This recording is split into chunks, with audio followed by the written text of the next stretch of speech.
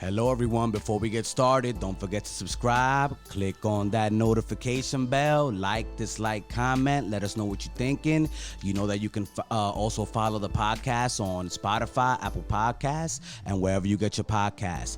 Now today, on the Angel of Words podcast, we will take a glimpse into the future with high school graduate Alejandra González. On deck on the Angel of Words podcast.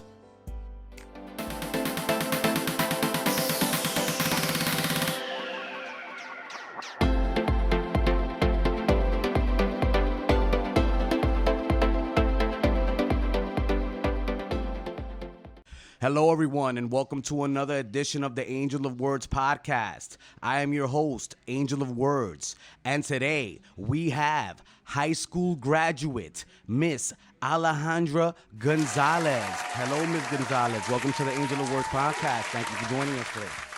It's a pleasure. Hi, Angel. Hey, what's going on?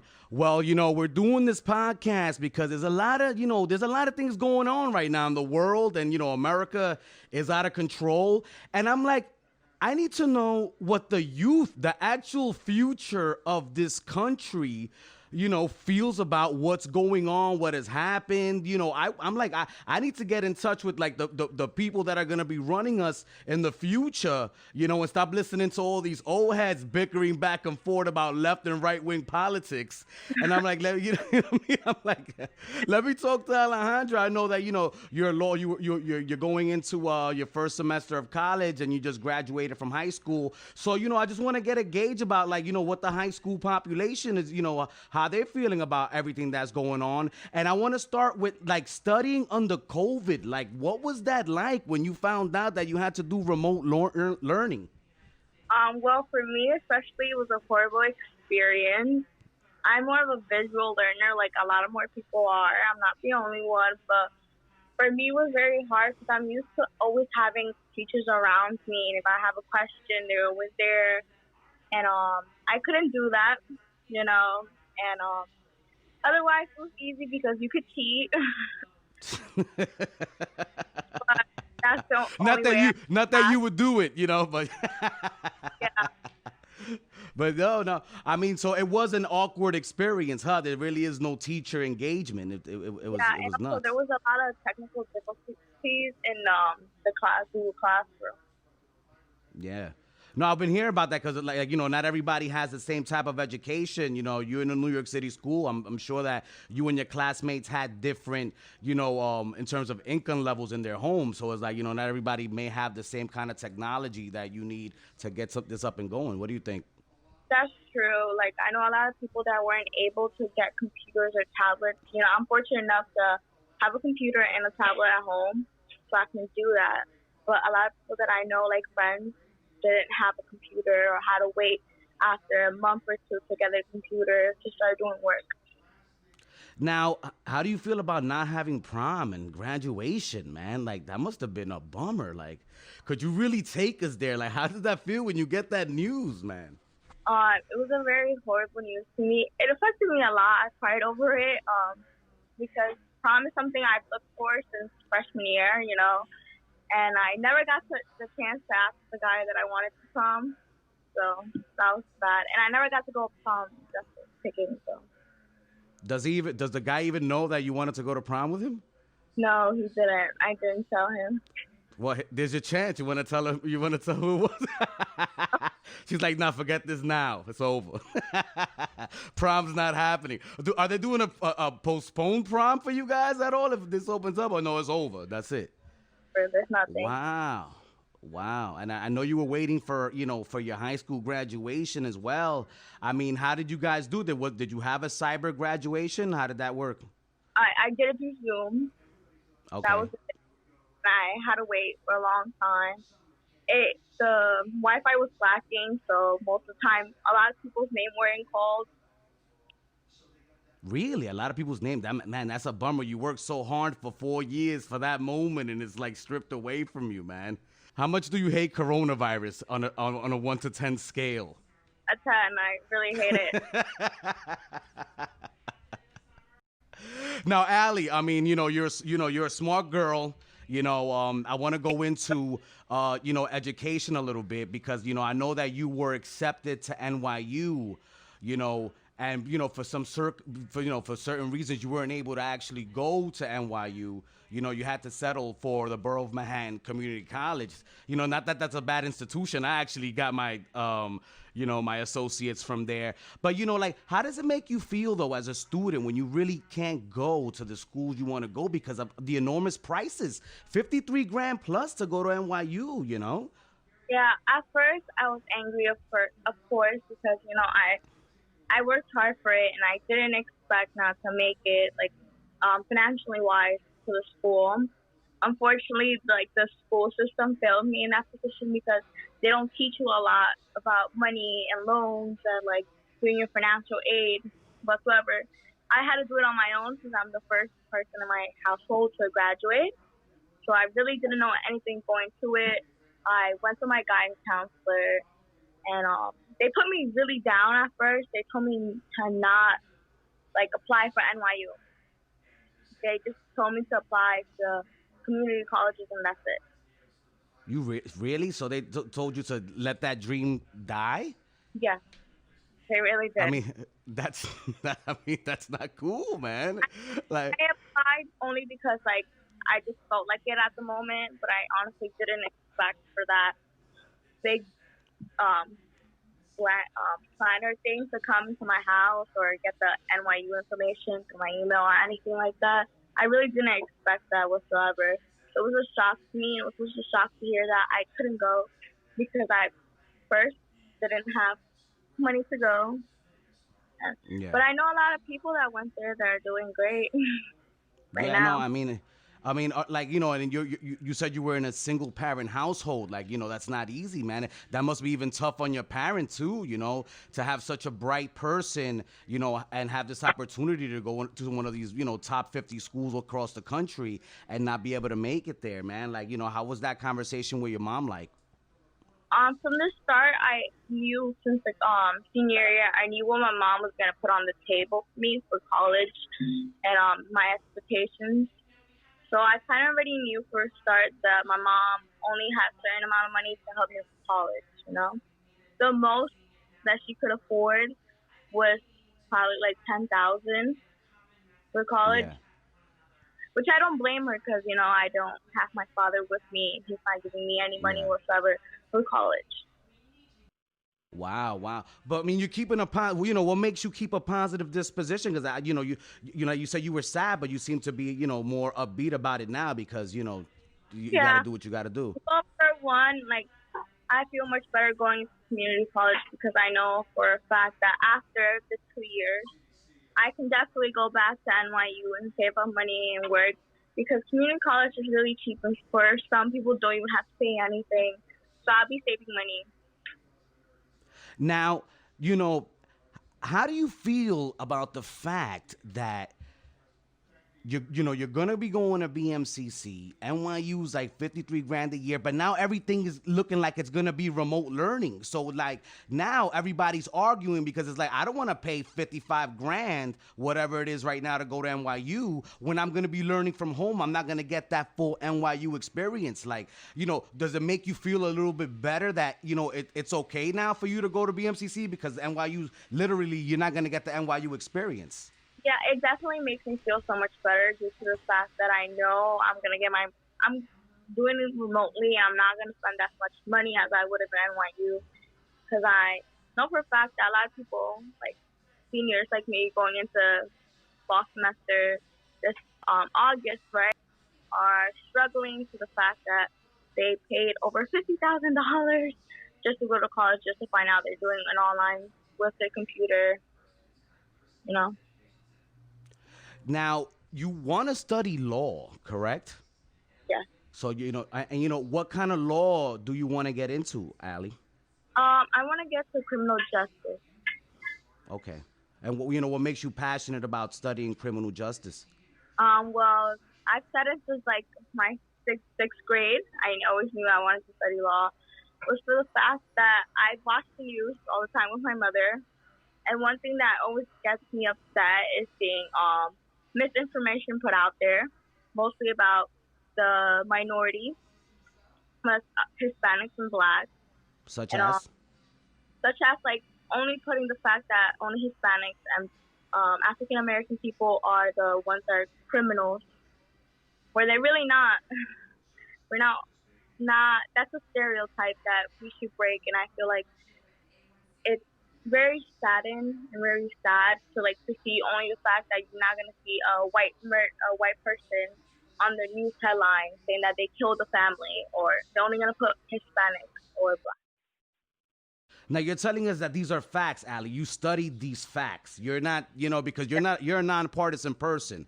Because there Yeah. seems to be a lot of rhetoric being thrown around amongst people, my age range, going back and forth about, there's no such thing as systemic racism. If you don't succeed, it's because of yourself.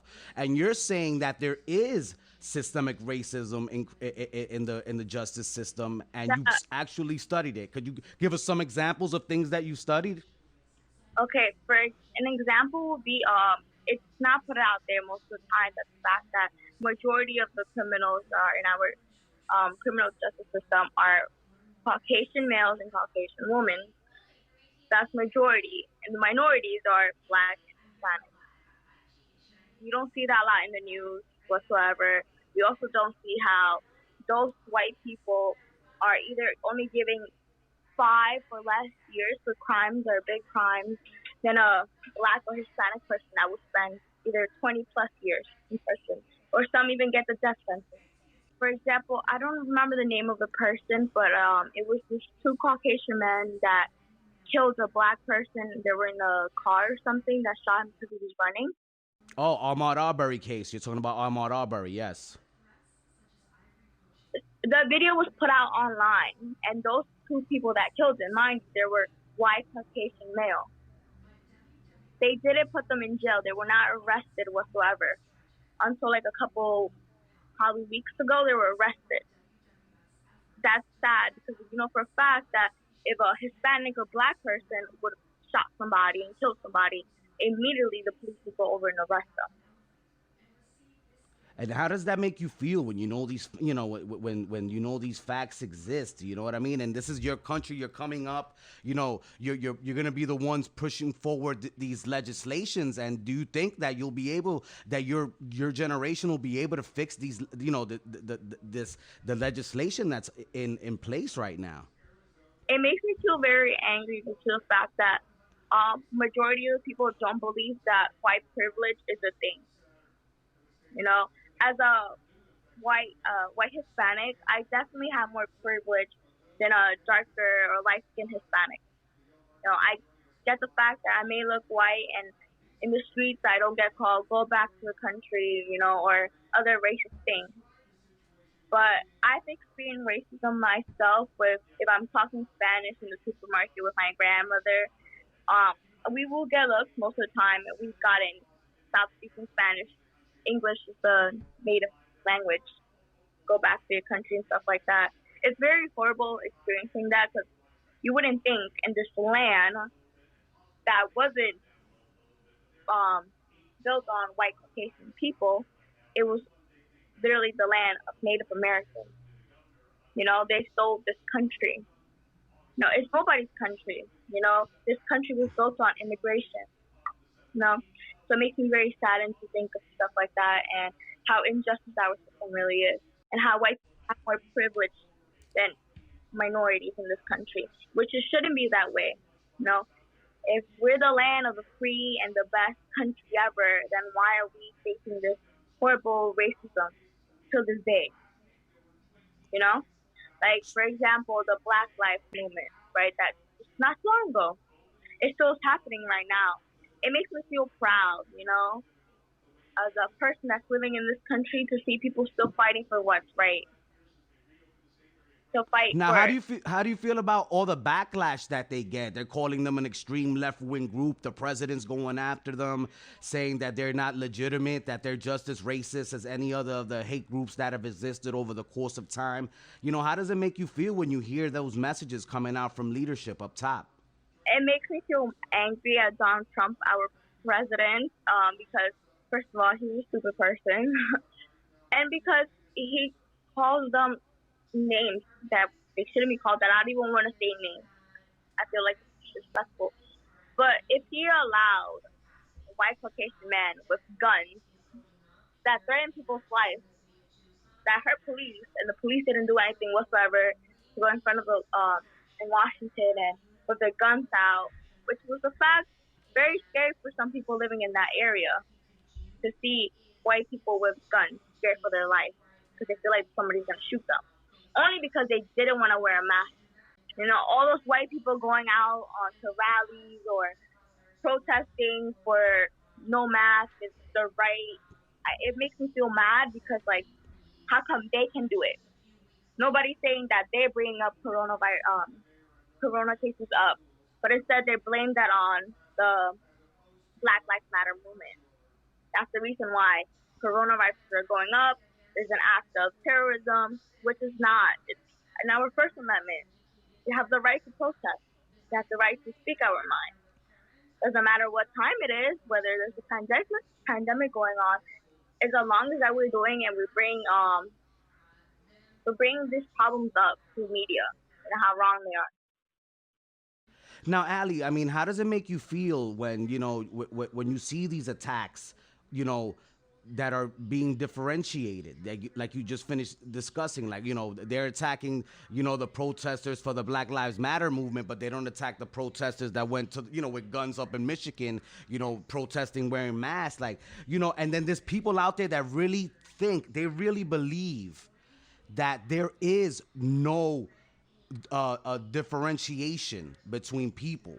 There's people out there that really believe that racism doesn't exist, and it's crazy that I'm talking to you. I don't look at you as a color, but you are a light-skinned Latina who could get away with being right. So you could actually see things from both perspectives. And as you just mentioned, you experienced racism with with your grandmother when you were speaking Spanish, but then you also get treated a certain type of way because you're light-skinned. And how does that make you feel for this country moving forward? Like what kind of changes do you want to see made as a young adult? Well, first, those people that think that there's no racism and racism isn't a thing are the people that are the problem. They're the problem because they can't see for the. And first, they've never experienced firsthand what it's like to be called out because of your color, your race, or your religion. They've never faced anything like that. They're the ones that get away with a lot more than minorities, which is sad that they feel that way because they're not up to date with what's going on. Now, Ali, you also mentioned something interesting. The fact that you are an immigrant, are you not? Like you came from another country, did you not? Yeah. And like how does that make you feel? Because and the immigration situation, people being contained, and things that are looking kind of like concentration camps. You know what I'm saying? Like, how do you feel, about that situation? Because you were able to make it out, but not a lot of people do. Well, I have dual citizenship because I was born Yeah. in El Salvador and my mother was born here in America. So Yeah. since she was born here in America, I get the right to become a citizen. So I have two nationalities, and as a person that is an immigrant because I came from another country, I spoke a different language when I first came here. Seeing kids being locked up in cages that are either citizens or immigrants, because there are some citizen kids that are locked up in cages because their parents are in another country. It makes me feel very angry at the world and at Donald Trump for allowing this to happen. Just not in the 1900s anymore. We're living in a new era, a new generation, and it shouldn't be that way whatsoever. Kids shouldn't be locked up just because their parents came here to this country for a better life for them. This land, like I said, this land was built on immigrants. This land is nobody's land. It's not white people's land. My land was a Native American's land that they stole. Nobody is really from here. Was from here. Everyone's from around the world. So kids should be locked up. It feels, and also, I would like to bring up the fact that the kids that are still locked up, right? Those kids that went on trials, they said that those kids were raped.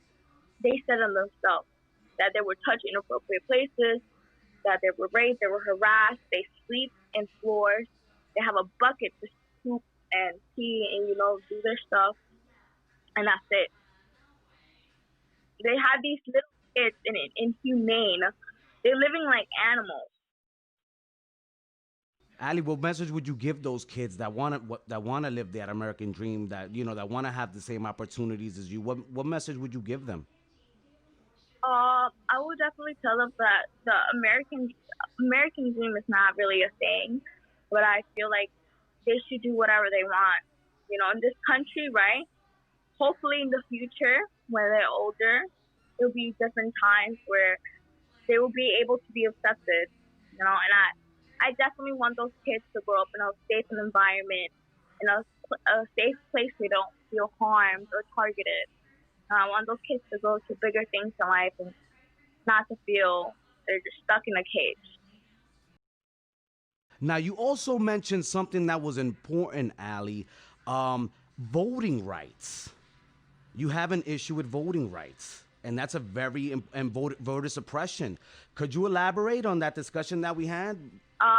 Well, right now, since the election's coming up in November, in many states, like let me give you one, Florida, for example.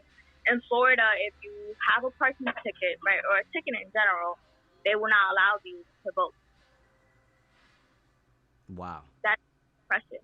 And since sadly, majority of those people are Hispanics and Blacks. There are white people. I'm not going to say there are white people that don't own tickets. They are. The majority of them are Hispanics and Blacks. So that oppresses the minority group not to vote. And that gives the right for all the Caucasian people and all the elderly people that like to go out and vote free to vote for Trump. Now, you think that Trump's the problem, or because you're not? I mean, is it for you? Is it that Trump's the problem, or the Republican Party, or the Democrats, or you think it's just a uniform? The whole system is messed up, and just specific laws need to be changed, and whoever changes them are the people that are really going to be making moves, regardless of what party. How do you feel on that situation? I definitely think that Trump is part of the problem, but there's more to the problem. Is the fact that people are not going out to vote more. Majority of the people that vote are elderly people, and like young people up to like 18 to 20, the age range, right? But there's a middle ground, like the millennials, they don't vote. There's not a lot of age groups that don't vote whatsoever. And I feel like the need that people need to go out and vote, because that's the only way that voices are going to be heard and a change can be made. Now, Ali, what kind of laws would you like to see changed? Like, if you were in a position to change, to change laws and vote on certain legislation, give me like 3 things that you would like to start off with. I wouldn't know. For one, it would be stricter gun regulations. That's one. 2, immigration policies. That's number 2. Definitely the voting age. Okay. Well, that's the Constitution, part of the Constitution. Yeah, exactly, yeah.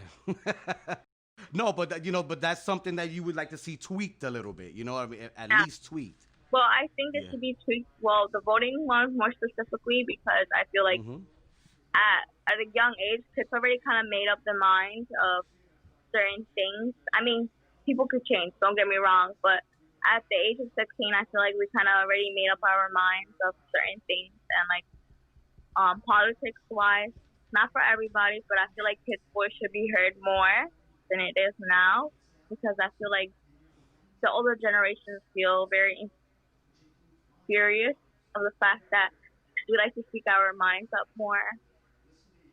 And How do you feel about the old generation?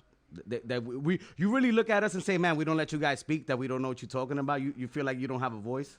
I don't think about that to everybody, I just feel like older generations are more close-minded. Not everybody, because I can't speak for everybody, but I can speak for some people that I've spoken to or listened to or seen on the TV.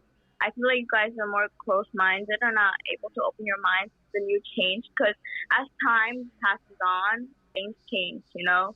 Things start to evolve more, there's more revolution. And I feel like sometimes y'all stop us, me as a generation, stop us and don't let us evolve more. Wow. Wow. Well, I'm sorry that you had to go through that, darling. That must have been crazy, man. That is so scary. And I guess that's some of the legislation you're gonna have to change, man. Moving forward, you gotta study hard. You gotta study hard, girl. And those things being said, it is time to play 5 Words with Angel. On 5 Words with Angel, I'm gonna say a phrase. You're gonna try to give me the first word that comes to your mind.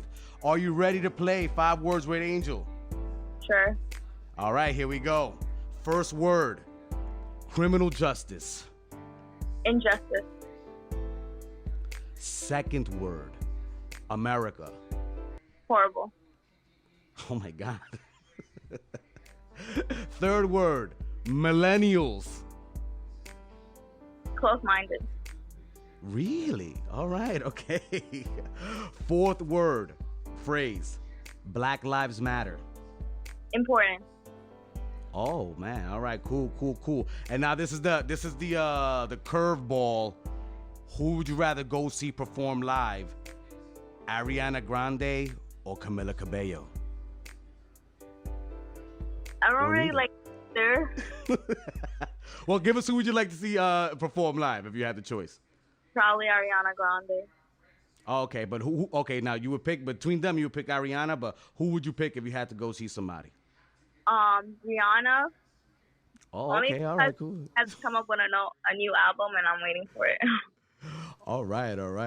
So when Rihanna comes into town, we'll see if the Angel of Words podcast can make it happen for you and your mom for being such a sweet person and coming on the podcast and telling us how you feel. Now, Allie, give us one message. If you can, do it in Spanish. If you can't, don't worry about it. But in English and in Spanish, give us a message to take us away to really summarize what the 17, 18, 19-year-old bracket right now is thinking about.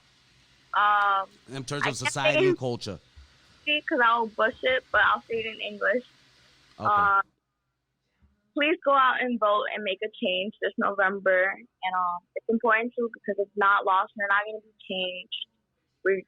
We don't want Donald Trump as president again. That's it. All right. Well, Alejandra González, thank you for being part of the Angel of Words podcast.